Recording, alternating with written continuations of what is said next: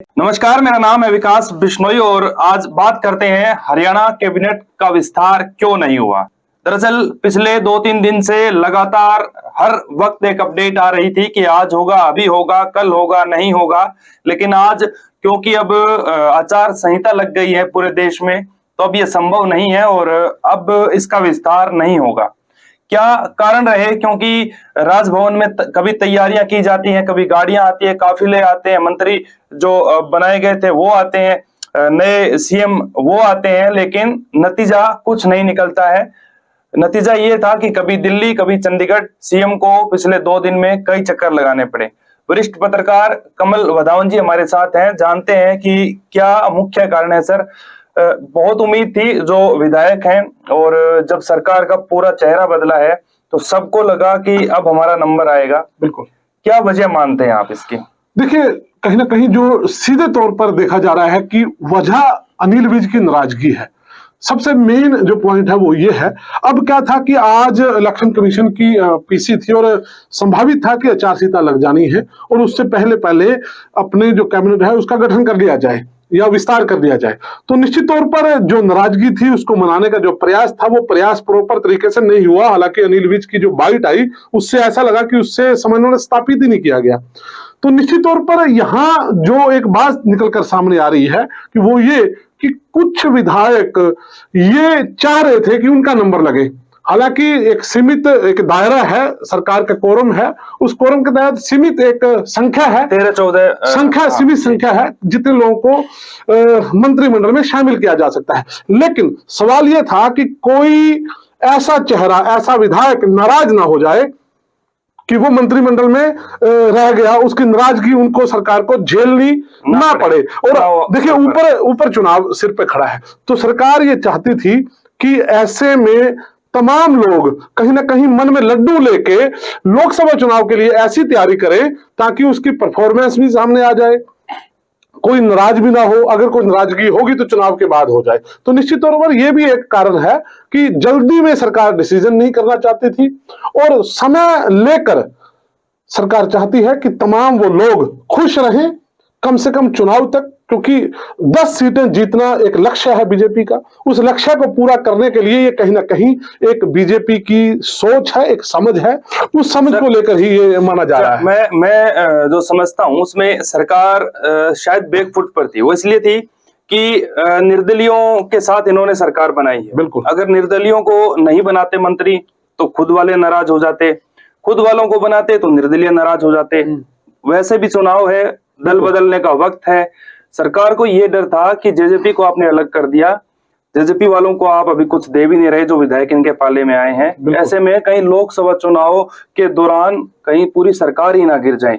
वो तमाम चीजें हो सकता है बीजेपी हाईकमान ने सोची होगी। बिल्कुल। इसीलिए इसको थोड़ा बढ़ाया गया है कि चुनाव निपट जाए, चुनाव में इसका खामियाजा पार्टी को ना भुगतना पड़े। बिल्कुल, ये चीज तो वास्तविकता है ही है। लेकिन इसके साथ साथ आप देखिए ना, नया चेहरा मुख्यमंत्री के तौर पे देखा, नायब सैनी आए, लेकिन यहाँ से एक मैसेज तो ये जाएगा ना कि ये लोग इतने क्या सक्षम नहीं थे कि क्या अपनी कैबिनेट का विस्तार नहीं कर पाए? क्या इनके पास कुछ चेहरे चयनित करने के लिए डिजर्विंग लोग नहीं थे कि इनको तमाम लोगों की ओर देखना पड़ा? कुछ चेहरे ऐसे होते हैं कि जो डिजर्विंग है, या एक प्रोटोकॉल तय किया जाता है कि इस क्राइटेरिया का इस मंत्रिमंडल में शामिल हो सकता है। तो क्या इनकी सोच के मुताबिक क्या वो क्राइटेरिया के जो लोग थे वो इनके पास नहीं थे?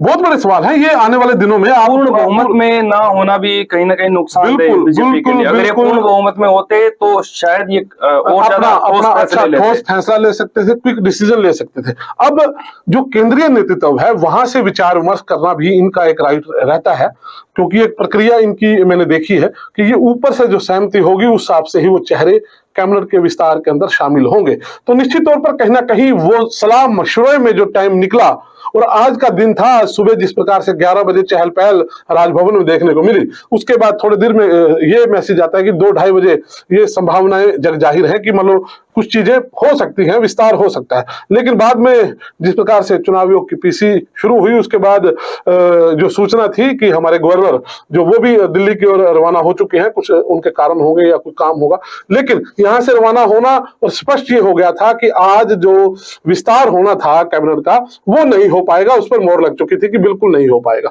तो देखिए सवाल बड़े सरकार पर उठ रहे हैं, क्या सरकार एकदम इतना बवाल हुआ, चेहरे चेंज हुए, मंत्रिमंडल समेत सीएम इस्तीफा देता है, नए मुख्यमंत्री हरियाणा को मिलते हैं, उसके बाद कैबिनेट का विस्तार होना, हालांकि कुछ मंत्री जो रिपीट कर दिए गए। तीन महीने लगभग सर अब चुनाव चलेंगे, 3 महीने बाद करेंगे ये विस्तार। उसके बाद विधानसभा चुनाव का वक्त आ जाएगा, सितंबर के आसपास आचार संहिता लग जाएगी। तो मैं मतलब आपसे पूछना ये चाहता हूं मैं कि क्या महज 2.5-3 महीने के लिए ही मंत्री पद दिया जाएगा? मैं वही चीज आपको बताता हूँ। देखिए कुछ कानूनी पहलू ऐसे भी हैं कि ये जो विस्तार है, वैसे तो आचार संहिता में डायरेक्ट आप विस्तार नहीं कर सकते, क्योंकि किसी विशेष जाति को लाभ ना मिले, किसी विशेष स्थान को लाभ ना मिले, सरकार उसका फायदा ना उठाए, ऐसे में रहता है। लेकिन एक रास्ता और है, इसका विस्तार करने का एक रास्ता है। रास्ता क्या है कि हरियाणा सरकार इलेक्शन कमीशन से अप्रूवल ले सकती है, डिमांड कर सकती है कि हमारा अभी ऐसे चेंज हुआ है, तो बेहतर जो काम है बेहतर तरीके से हो पाए, जो राज्यों में होना है, विभागों का आवंटन अच्छे तरीके से हो पाए, उस नजर से इलेक्शन कमीशन से मंजूरी लेकर ये अपना यहाँ जो विस्तार है वो कर सकते हैं। ऐसा ऑप्शन है इनके पास। लेकिन वो करेंगे नहीं करेंगे, क्या मंशा है सरकार की, वो उसके ऊपर सवाल भी उठेंगे और ये देखने वाली बात होगी कि उनका अपना राइट्स है, वो क्या करते हैं। अब सर चुनाव की तारीखें भी आ गई है, थोड़ा सा जिक्र उसका कर लेते हैं। बिल्कुल। लगभग 70 दिन हरियाणा के अंदर जो चुनाव लड़ेंगे, हरियाणा की सीटों की बात करते हैं, 70 दिन का वक्त दिया है। क्या आपको लगता है कि 70 दिन का वक्त ज्यादा पसीने छुड़वाएगा? अगर कम वक्त मिलता तो चीजें उम्मीदवारों के लिए, प्रत्याशियों के लिए थोड़ी आसान होती। लंबे वक्त में ये होता है कि आज पाला इधर है, आज पाला इधर है, मतलब हवा का रुख बदलता रहता है। तो अगर कम वक्त मिलता तो ज्यादा शायद फायदा होता, चाहे बीजेपी कांग्रेस की बात करें। बिल्कुल, निश्चित तौर पर आपकी बात में वजन है। और ये जो एक प्रक्रिया रहेगी, वो प्रक्रिया के अंदर एक लंबी एक दूरी मैं समझता हूँ इलेक्शन की डेट की है, और इस पर बहुत से चुनाव में उतार चढ़ाव चलते हैं। मैंने जो पीछे चुनाव देखे कि एक एक दिन का एक असर चुनाव छोड़ता है। शुरुआती दिनों में चुनाव की दशा और दिशा अलग होती है, लेकिन बीच में कहीं ना कहीं कुछ चीजें पलटी मारती हैं, कुछ मुद्दे हैवी होते हैं, कुछ चीजें जातीय समीकरण हैवी होते हैं, बहुत सी चीजें चलती हैं। डे बाय डे इलेक्शन खड़े भी होते हैं एक उम्मीदवार के लिए, और लास्ट मोमेंट पे आके अगर शिखर पर कोई आज रेस में है तो वो कहीं ना कहीं डाउन आते भी हम लोगों ने देखे हैं। वोटिंग से पहले जो कयामत की रात जिसको बोलते हैं, वो भी पासा पलट देती है। अगर कम, इसमें सर क्या मतलब ऐसा भी होता है कि अगर ज्यादा वक्त मिला है तो कैंडिडेट को फिर उतने लंबे वक्त तक खुद को बचाना, हर एक चीज से बचना, अगर कम वक्त मिलता है बिल्कुल बड़ा चैलेंज है। जो भी चेहरे मैदान में उतरेंगे उनके लिए एक बड़ा बिग टास्क है कि अपने चुनाव को वो जीतना, जीत तक पहुंचना, ये बड़ा है। हाँ, जो थोड़े से कमजोर उम्मीदवार रहेंगे उन्हें कहीं ना कहीं फायदा भी लग रहा है। वो चाहते हैं कि उन्हें समय मिल गया, अब लोगों के बीच में जाने का समय मिल गया। कई बार क्या होता था कि कम 15 दिन 20 दिन का एक टर्म रहता है, कई बार हमने देखा।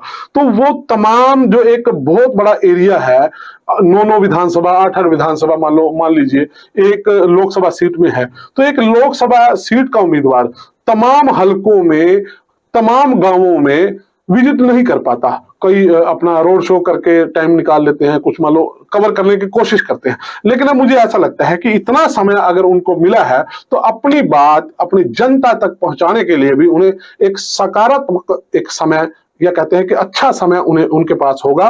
वो अपनी बात, अपना विजन क्लियर करते हुए लोगों तक पहुंचेंगे। आखिरी बात पूछता हूँ, छोटे छोटे राज्य हैं, थोड़ी थोड़ी सीटें हैं, दिल्ली, हिमाचल, हरियाणा, पंजाब।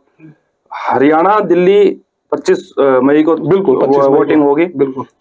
और हिमाचल और पंजाब की बात करें तो फिर 1 तारीख को होगी। क्या आपको लगता है कि क्योंकि इतने बड़े लेवल पर बड़े जो प्रदेश हैं जहां अच्छी खासी संख्या में है लोकसभा सीटें, वहां पर एक साथ 2-2, 3-3 बड़े स्टेट्स में इलेक्शन एक ही दिन है, आपको लगता है कि इन 4 राज्यों की थोड़ी सी सीटों के लिए ये 6-7 दिन का जो गैप है 25 से 1 जून तक का, ये जरूरी था? शायद 25 को भी हो सकता है। देखिए इलेक्शन कमीशन की एक प्रक्रिया है, कुछ चीजें मैनेज करनी होती हैं। ईवीएम कितनी है, उसके बाद सुरक्षा की दृष्टि से कितनी उनके पास मेन पावर है या क्या सोर्स है, वो तमाम चीजों को फिल्टर करके या स्टूल करके शेड्यूल बनाकर ही ये सारी प्रक्रिया रहती है। इलेक्शन कमीशन ने जो प्रक्रिया बनाई है, इसमें ये फैक्टर भी मायने रखता है, जैसे पंजाब हो, हिमाचल हो, वहां पर बीजेपी की सरकार नहीं। देखिए अभी जो नतीजे आने हैं वो एक दिन है, लेकिन वोटिंग के समय क्या सिनेरियो है, कुछ अंश वो सामने आते हैं, उससे एक दूसरे स्टेट पे जो प्रभाव है वो दिखता है। निश्चित तौर पर जो साथ लगती स्टेटें हैं, यहां वोटिंग परसेंटेज क्या रहा, किसकी जीतने की उम्मीद है, जो एग्जिट पोल हम जिसको बोलते हैं, एग्जिट पोल से एक सोर्स पैदा होते हैं, एक चीज लहर पैदा होती है कि एक चीजें ये भी होती है कि मान लीजिए इस स्टेट में बीजेपी आ सकती है, इसमें कांग्रेस आ सकती है, इसमें आम आदमी पार्टी आ सकती है, तो उसके आसपास के जो राज्य हैं वहां निश्चित तौर पर उस चीज का प्रभाव देखने को मिलता है, बेशक कुछ परसेंट हो। चलिए ठीक है, शुक्रिया कमल जी। तो देखिए, चर्चा हमने शुरू की कि हरियाणा के अंदर कैबिनेट का विस्तार होना था और उसकी नजरें लगभग जो पूरा उत्तर भारत है, जो राजनीति को बहुत करीब से देखते हैं, सब लोगों की नजरें थी। हम लोगों के पास भी दूसरे स्टेट से फोन आ रहे थे, हरियाणा से भी कई और तो और विधायकों के भी फोन आ रहे थे। कमल जी, आपके पास भी आए थे कि क्या स्थिति है, लेकिन ये किसी को भी पता नहीं था, यहाँ तक कि जो सत्ता आसीन बीजेपी है उसके विधायकों को भी इस चीज की जानकारी नहीं थी कि होना है, नहीं होना है, किस तरह से होना है। अब इसको टाल दिया गया है। हम भी इसमें कंफर्म नहीं है कि ये बीजेपी किस तरह से इसको आगे करेगी, क्योंकि आचार संहिता लग गई, उसके हिसाब से तो यही होना चाहिए कि अब चुनाव के बाद ही विस्तार होगा। लेकिन जैसा कमल जी ने बताया कि एक रास्ता और है, इलेक्शन कमीशन अगर इसकी परमिशन देता है तो फिर विस्तार संभव है। आपको हमारी ये रिपोर्ट कैसी लगी और आपके पास भी कोई अच्छी जानकारी है तो आप इस खबर के कमेंट सेक्शन में जाकर कमेंट कर सकते हैं। अगर ये वीडियो आपको अच्छी लगे तो इसको लाइक शेयर कीजिए, और अगर आपने हमारे चैनल को सब्सक्राइब नहीं किया है तो उसको भी कर लीजिए, क्योंकि महापर्व देश का शुरू हो गया और उसकी पल पल की हर एक सीट, हर एक विधानसभा की अपडेट आपके पास हम लगातार पहुंचाते रहेंगे।